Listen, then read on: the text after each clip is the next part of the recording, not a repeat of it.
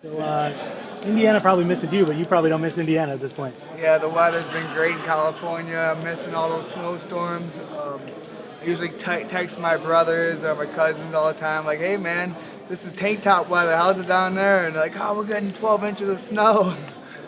Talk through a little bit about the change because let's be honest here, you look like a different fighter yesterday at the weigh-ins. I'm sorry, with the spiked hair, your walkout music is different. Is this all like a new kind of persona for you? Are you going away from the blue collar Darren Elkins? Because that's not how it looked in the fight. No, I'm not going away from the blue collar thing. The funny thing is, everybody thinks the alpha males is what got me to do the mohawk. The story goes is my son got a mohawk, and then when he seen it, he started crying. I don't like my mohawk. I go, would it feel better if I get a mohawk? Yeah, I'll feel better. So I got a mohawk. He got a mohawk, and I just kept with it. I like it. I like the mohawk. But yeah, I mean, other than that, I'm still a blue collar guy. I'm still the same guy. I'm never gonna change. It's just I want to evolve my game. That's the most important thing to me. And I'm really enjoying the energy and the atmosphere at Team Alpha Male. I really click with these guys, and they got the greatest coaches I've ever worked with. So, I mean, it's just getting my game to the next level. And if it's not broke, don't fix it. But I was broke. I mean, I started losing these fights. I started not having great fights, so I needed to fix something. And I feel like Team Alpha Male was a solution. It sounds to me like everything, like you just said there, Alpha Male is, everything's going great. All you've been hearing in the media and everything is how, it's falling apart and all this stuff with TJ and Uriah and everything. But from your perspective, it seems like things couldn't be better. No, it's going great. I mean, if you go by the team record this year, we're 6-0. We're feeding off of Cody. Then I'm up, and then next we have Philly coming up. So we're all feeling off the energy of each other. I think a lot of it is because this media and down in the team, and guys are rising up, and I'm trying to push the team. I've been there for a while. I'm newer to the guys, but I know what hard work and what it takes to be at the top level. I'm trying to teach these guys, and then involved with how many guys are out there. We'll all just try to step up our game and keep to be the #1 team in the world.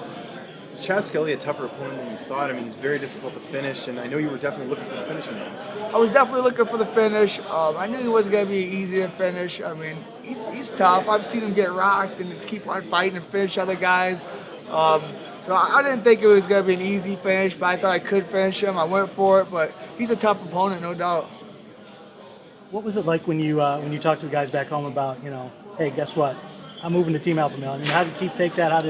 You guys are a tight-knit crew there. I mean, I consider Keith one of my best friends. I mean, it was hard for me, looking and making that change. I had to talk to him, and it was this. Shockley was retired.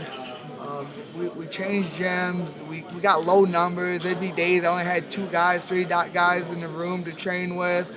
It's tough when I'm trying to be the best in the world, but it's hard enough to get guys there. So that was a lot of it. I talked to him about it. I love the gym. I love them guys, but I need to be the best, and that wasn't really cutting anymore. And I'm always wishing them the best. I'm trying to keep talking with Keith all the time. I'll do anything for those guys. Shockley, Keith, all them guys. But I just needed to up my game, and that's what had to happen. You have the decision in this fight. A lot of your fights have gone to decision. I know there's some people who want to criticize you for that or whatever. Do you feel the pressure of that at all, or is the main thing just getting the win?